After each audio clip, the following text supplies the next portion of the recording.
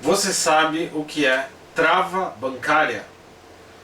Vou ler a seguinte súmula do Tribunal de Justiça do Estado de São Paulo.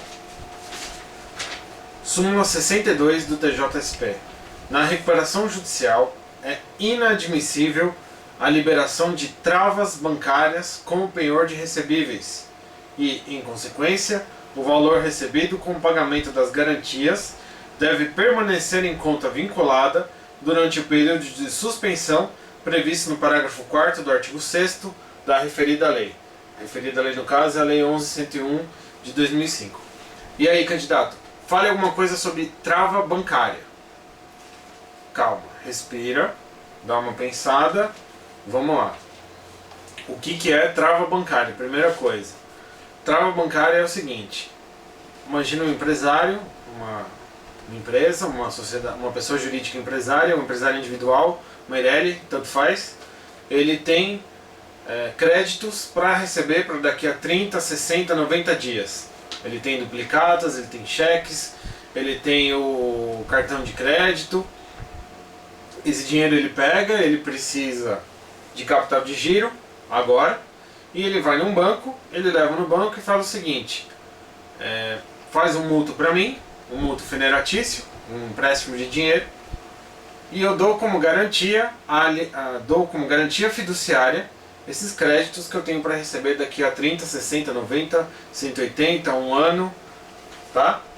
E aí o banco cede o empréstimo, cede o mútuo e fica com a alienação fiduciária desses créditos, ou eventualmente o penhor, no caso da súmula.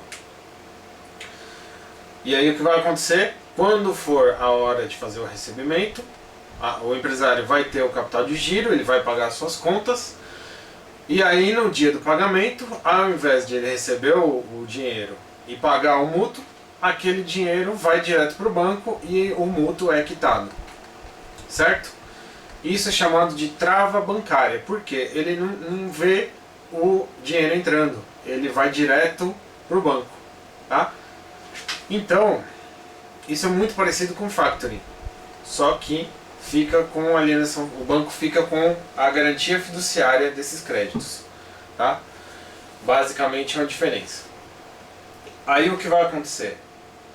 Normalmente o empresário está começando a ficar com problemas, ele está vendendo os créditos, vendendo entre aspas, ele está cedendo os créditos que ele via receber para poder pagar as contas, ele vai se enforcar, ele está com problema, ele vai arrumando dinheiro onde ele consegue para quitar suas dívidas. De repente ele chega num ponto que ele está atolado de dívidas e ele tem todos os valores para ele receber já em alienação fiduciária, ele já adiantou esses recebíveis e ele não tem mais como receber o dinheiro o capital de giro. Aí o que ele faz? Ele pede a recuperação judicial. E aí os credores vão questionar se esses bens que ele tem para receber, se esses créditos que ele tem para receber, vão entrar ou não vão entrar na recuperação judicial. Os credores, os quirografários, querem receber aquilo que o empresário teria para receber daqui a 90, 60 dias. E aí o que vai acontecer? O banco, de outro lado, vai dizer: não, esses créditos são minhas garantias fiduciárias, tá? E aí você vai ter o litígio na recuperação judicial. Vamos ver como se resolve esse problema. Primeiro, você tem o artigo 48, parágrafo 3º da Lei 11.343, que eu vou ler para vocês. Tratando-se de credor titular da posição de proprietário fiduciário de bens móveis, como é o caso dos créditos, ou bens imóveis, de arrendador mercantil, de proprietário promitente vendedor de imóvel, cujos respectivos contratos contenham cláusula de irrevogabilidade ou irretratabilidade, inclusive incorporações imobiliárias, ou de proprietário em contratos de venda com reserva de domínio. Todas essas pessoas, o que acontece com elas?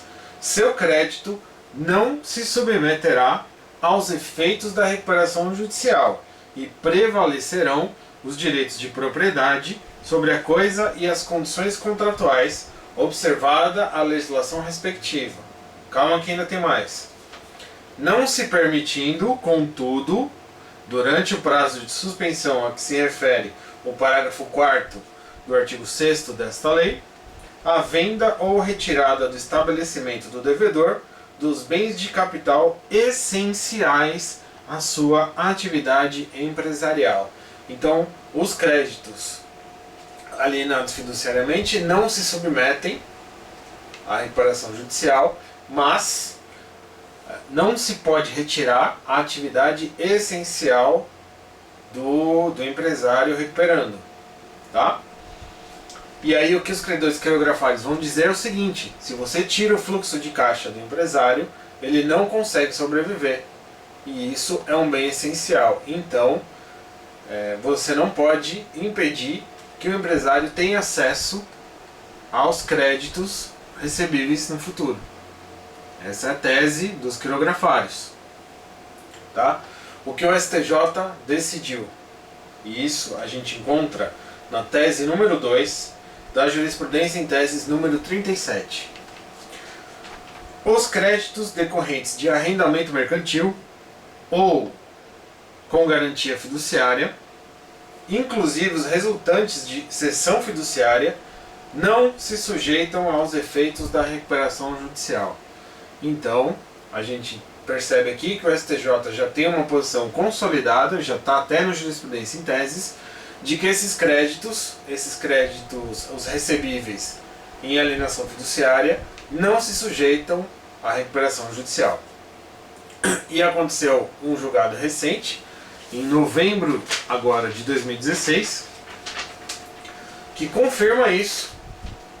Foi o RESP 1549529, saiu em 10 de novembro de 2016, e eu vou ler para vocês aqui. Titularidade originária do bem não afeta a garantia fiduciária na recuperação judicial. Os créditos com garantia fiduciária não sofrem os efeitos da recuperação judicial, independentemente de o bem dado em garantia ter origem no patrimônio da empresa recuperanda ou no de outra pessoa.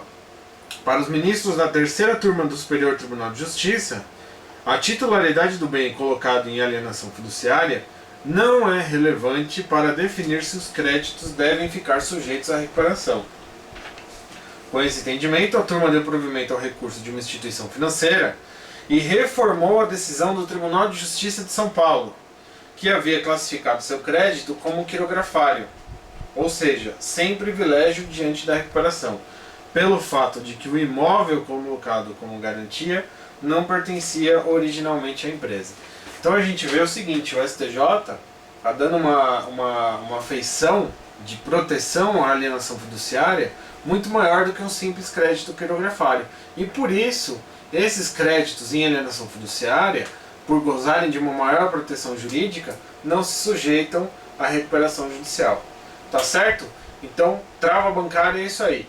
Resumindo, o empresário submete os seus créditos recebíveis a uma alienação fiduciária, ele recebe em troca disso o empréstimo de dinheiro, mútuo federatício, e aí o banco recebe, na data do pagamento pelo devedor, ele recebe diretamente do devedor. Tá bom? Então, trava bancária, é isso aí, um abraço, até mais.